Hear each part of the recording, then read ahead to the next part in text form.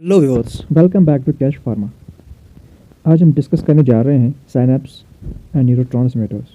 ये दो टॉपिक थे जो आपके पहले पोर्शन में पेंडिंग थे, तो ये दो टॉपिक हम इस वाले लेक्चर में कवर कर देंगे। सो अगर हम पहला वाला देखेंगे, दैट इज साइनैप्स। साइनैप्स को हमने डिफाइन किया है कि it is a specialized junction between two neurons that allow for transmission of signals.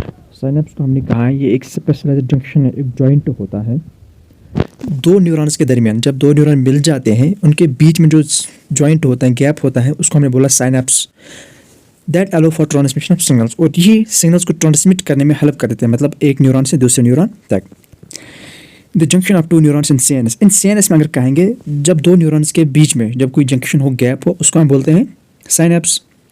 But in case of PNS, peripheral nervous system में क्या होता है कि जब कोई गैप होगी बिटवीन दो न्यूरॉन्स के दरमियान, कोई जंक्शन होगा बिटवीन टू न्यूरॉन्स, उसको हमने बोला है गैंग्लिया। ठीक, सपोज जो मतलब जो गैप हो सकती है न्यूरॉन न्यूरॉन के भी हो सकती है, के बीच हो सकता है, या न्यूरॉन टू इफेक्टर ऑर्गन के बीच हो सकता है। ठीक, उसके बाद हमने जो इसके टाइप्स देखने हैं ना, that's called types of synapse. हमने इसके दो टाइप्स होते हैं। पहले जो होता है that is electrical signal, and दूसरा जो होता है that is a chemical synapse. अगर हम इलेक्ट्रिकल सिग्नल की बात करेंगे, हम इसमें हम यूज़ करते हैं गैप जंक्शन। ठीक, इसमें गैप जंक्शन यूज़ करते हैं किस लिए? To pass electrical signal directly between neurons के दरमियान ये गैप यूज़ हो जाती है, जिसके थ्रू इस गैप के बिटवीन, मतलब इस गैप के द्वारा जो इलेक्ट्रिक सिग्नल्स हैं वो पास होते हैं। इसमें सपोज क्या होता है कि जो एक न्यूरॉन का एक्सन होता है, एक्सॉन, वो दूसरे न्यूरॉन के डेंड्राइट से कनेक्टेड होता है। ठीक, कनेक्टेड होता है दूसरे न्यूरॉन के डेंड्राइट के साथ। सो इसमें हमने कहा कि जो gap junction is compose of sets of channel. जो ये गैप है, सपोज जो ये जंक्शन है वहाँ पर गैप जंक्शन, ये कंपोज किया हुआ होता है सेट्स ऑफ चैनल्स, बहुत चैनल्स के सेट से, मतलब ठीक चैनल्स होते हैं वहाँ पर, lots of channels are there. जो ए चैनल है वो मेड अप ऑफ होती है 6 प्रोटीन सब यूनिट से। ईच हर एक चैनल बनी होती है 6 प्रोटीन सब यूनिट से, और जिनको हमने नाम दिया है कैनाजोन। ठीक, इन प्रोटीन सब यूनिट्स को हमने नाम दिया है कैनाजोन। सो जो ये इलेक्ट्रिकल सिग्नल है, ये हमने कहा it is fast than chemical synapse. ये फास्ट होती हैं देन केमिकल साइनैप्स से। Now it is chemical synapse. Now हम देखेंगे केमिकल साइनैप्स क्या है।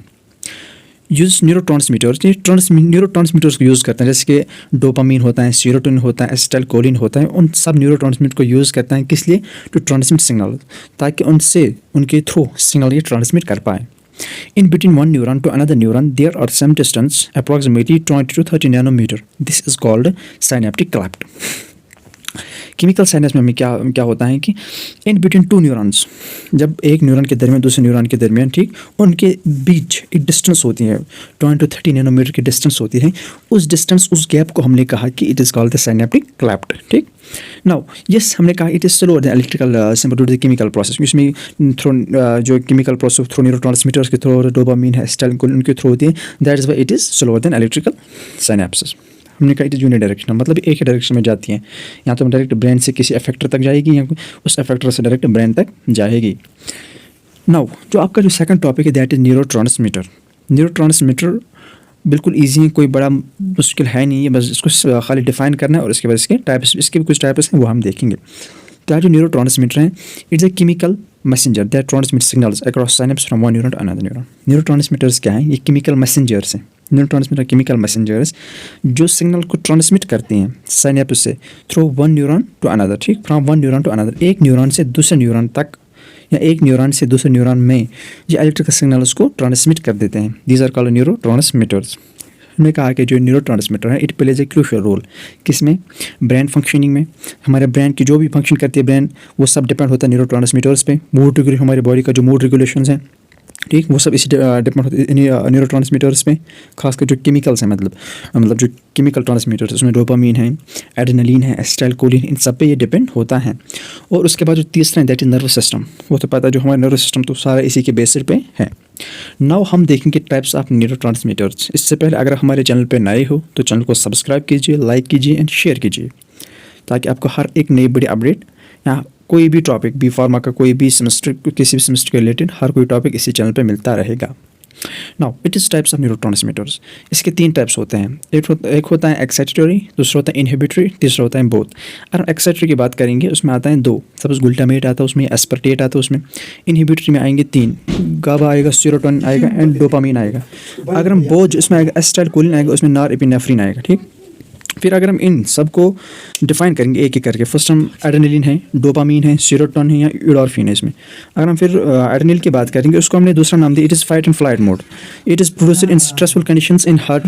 दैट मीन्स कि हार्ट रेट को बढ़ाएगा जब आपके पास कोई फियर, ऐसी कोई कंडीशन आएगी, मतलब फियर वाली कंडीशन आएगी, उस टाइम क्या करेंगे, आपके हार्ट रेट को बढ़ाएगा ये, या आपके ब्लड फ्लो को बढ़ाएगा ये। दैट मीन्स उस वक्त जो आपके पास जो न्यूरोट्रांसमीटर रिलीज होगा, that will be the adrenaline. अगर हम डोपामीन की बात करेंगे, it gives the feeling of pleasure, people repeat behaviours that lead to dopamine release, जो हमारे मतलब ये एक हैप्पीनेस देती है, इंसान के वेलबींग हैप्पीनेस देती है, इंसान फीलिंग ऑफ प्लेजर, ठीक, वो मतलब सही मूड इसी पे डिपेंड होता है डोपामीन पे। पीपल रिपीट बिहेवियर, सपोज जैसे लोगों के बिहेवियर्स रिपीट हो जा रहे हैं, कोई ज़्यादा खुश है, कोई ज़्यादा गुस्सा करता है, वो सब कुछ, दैट मीन्स कि जितने बिहेवियर पीपल रिपीट करते हैं वो सब बिहेवियर इसी डोपामीन के रिलीज होने पर डिपेंड होते हैं, ठीक। मतलब जितना डोपामीन रिलीज होगा उतने इंसान के बिहेवियर्स, मतलब कैसे क्या रहेगा बिहेवियर वो अलग बात है, बट डोपामीन से ही जो रेगुलेट बिहेवियर को करते हैं हमारे, ठीक। नौ अगर हम तीसरी की बात करें, दैट इज सीरोटोनिन। सीरोटोनिन को हमको सब पता है, सीरोटोनिन क्या है, हमारे बॉडी के मूड उसको रेगुलेट करेगा, contributes to wellbeing and happiness. Happiness जो सीरोटोनिन है, इट इज़ मतलब ये हैप्पीनेस एक न्यूरोट्रांसमीटर इंसान में हैप्पीनेस रखता है, हैप्पीनेस मूड में रखता है इंसान को, इंसान के वेलबींग को सही करता है। Now it is last one, that is यूडोरफिन।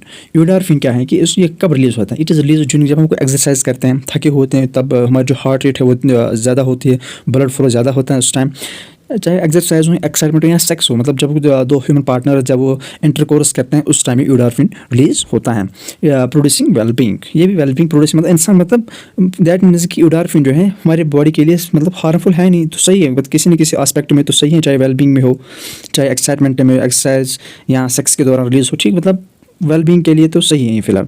सो ये हमारे होगा यहाँ पर ये दो टॉपिक्स क्लियर। अब जो आपका बचा है दैट इज CNS। कल से हम नेक्स्ट लेक्चर में हम CNS को डिस्कस करेंगे, उसमें बस वो 2-3 लेक्चर में ख़त्म हो जाएगा। सो आज के लिए फिर इतना ही जो हमने देखा इसमें साइनैप्स, न्यूरोट्रांसमीटर्स। हमारे चैनल को सब्सक्राइब कीजिए, उसको लाइक कीजिए, शेयर कीजिए। बाकी मिलते हैं हम नेक्स्ट वीडियो में। Till then good bye.